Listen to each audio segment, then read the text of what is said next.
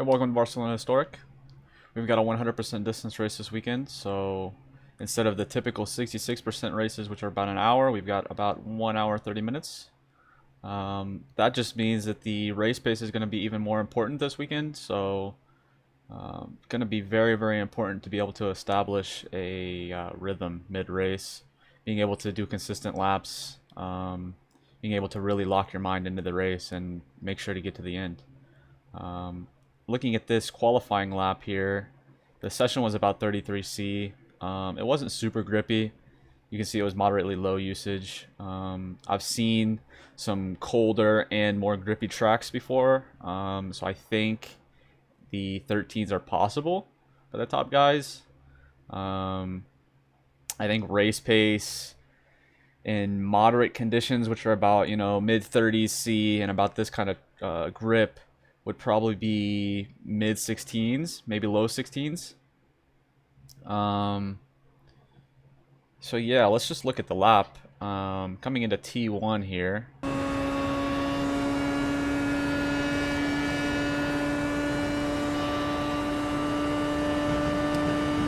So gonna be looking for the black runoff here. I guess it's just like a access road or whatever it is. That's gonna be the breaking point.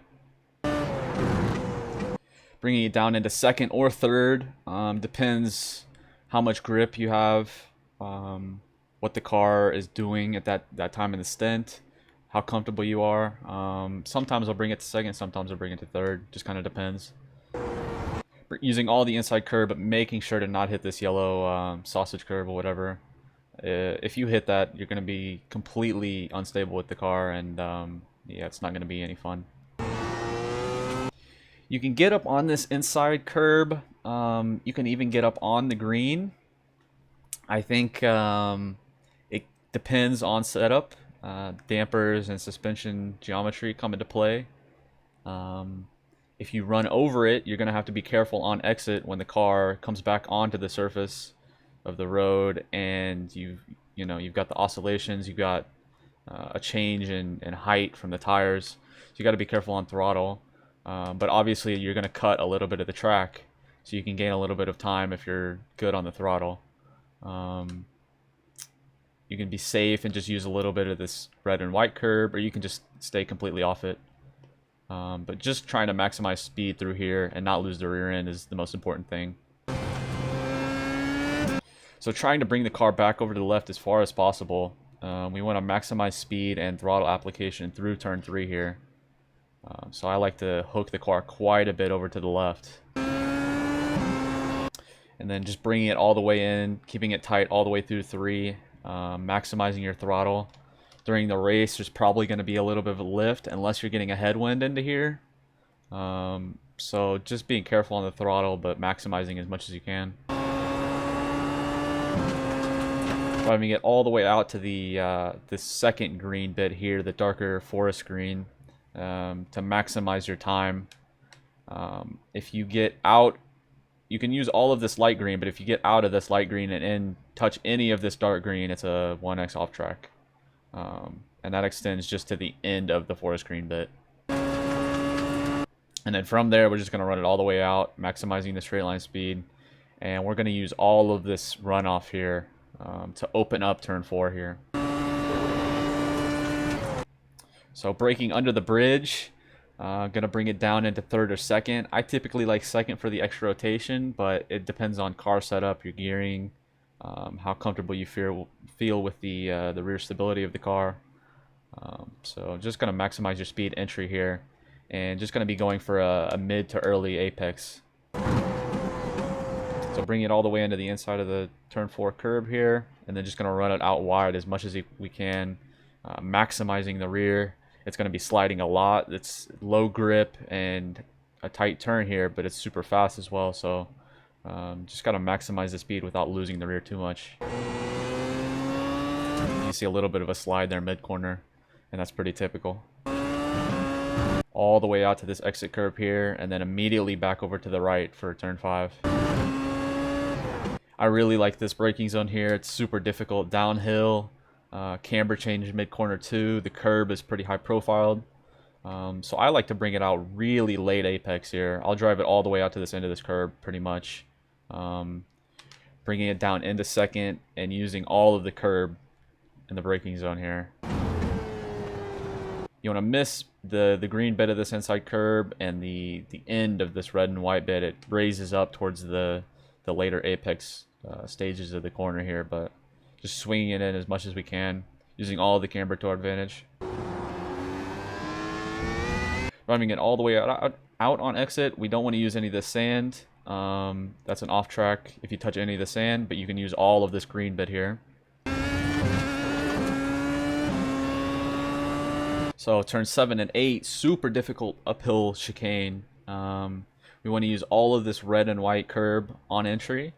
We're going to bring it down into third, and we're going to use as much of the inside curbing as we can.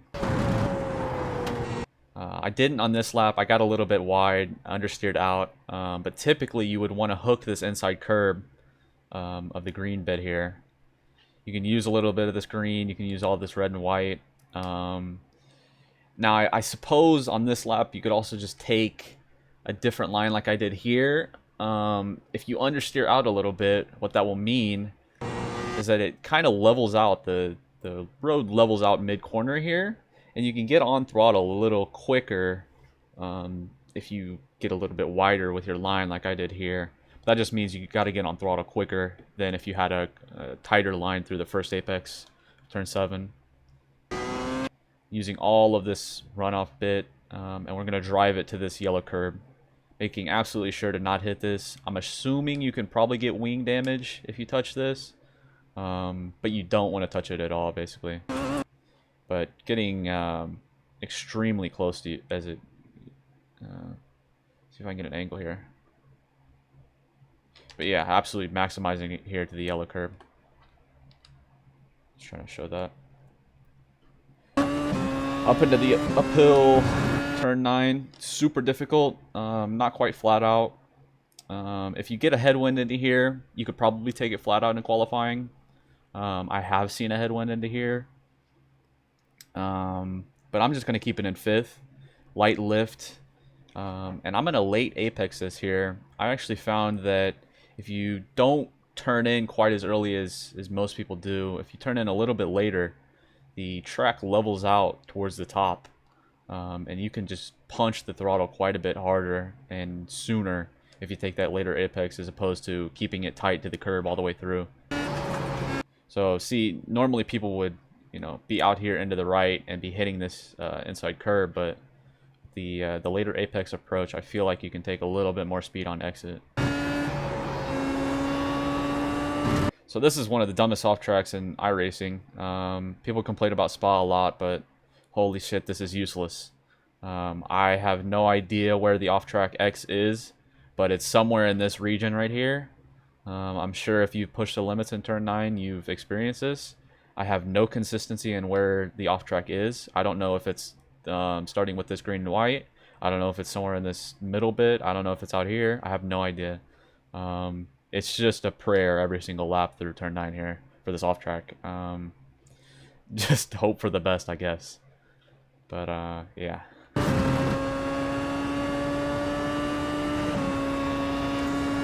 Alright, so a tricky turn 10. I don't really like this replacement for the hairpin on the MotoGP section, I suppose. I like the hairpin more. I feel like it's more conventional. This is, it doesn't really feel right in a Formula 1 car. In most trims, I'm going to be braking in between the 50 and the signboard here, I suppose.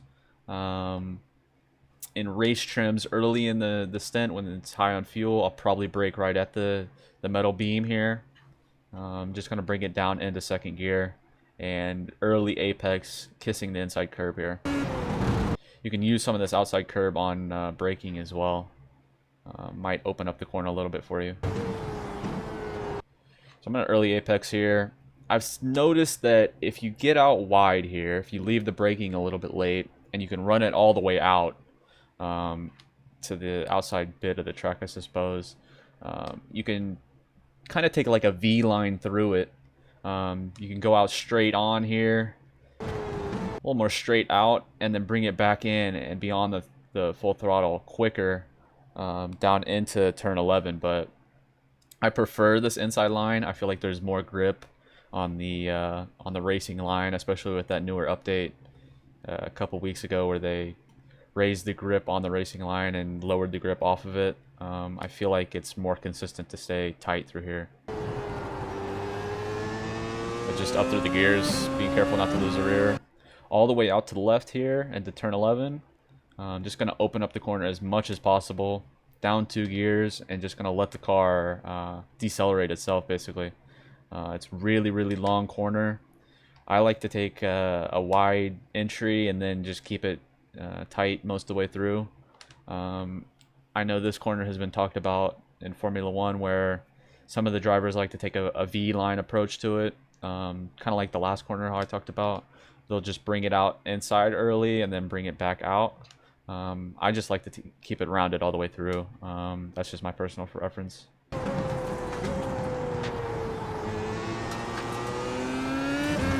Make sure not to lose the rear on exit. Gets a little bit hilly right here. Super easy to drop a wheel off to the left as well. You want to make sure you don't do that. And just kind of maximize your speed into 12 and 13 here. 12 is completely flat out. You can take all of this next to the cones on the inside here. You can take all of this on exit. Now it's super, super bumpy through here. I bottomed the car out quite a bit through here. If you do that, you're going to disrupt the aero, and you're not going to have much turn in for 13. Really important to get this section right. It's going to lead all your speed down the front stretch here. So want to maximize your speed through these 2 corners here. Just a lift in qualifying here. Normally in the race, I'll lift and downshift once for that turn in. But in qualifying, just a little bit of a lift and then punch it through. I think in this session I was actually getting a little bit of a headwind. Actually, no, I wasn't getting a headwind. I was getting about of a side wind right through here. And it was helping a little bit push me through the corner, but optimally it would be a headwind right through here, but not quite what we got. Using all of this runoff on exit, you can drive it all the way out to the sand here, and just maximizing the corner as much as we can down the front stretch. And to start another lap. So that's Barcelona Historic. Like I said, 100% distance race, so super important to be confident throughout the whole race. I think paying attention to the winds is always going to be important. I've seen some high wind sessions this week.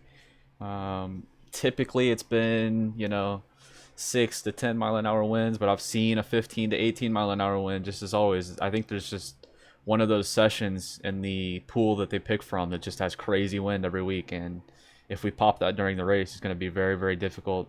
So maximizing your speed through the corners with the headwinds and being careful on the braking zones and the corners with the tailwinds is always going to be important. I think playing with setups is very, very difficult around here. It's all about compromise. You can set up a car for the high speed and then you lose in the low speed and vice versa. So yeah, I think practice is super, super important this week, and hopefully this lap guide will help you guys out. So thank you.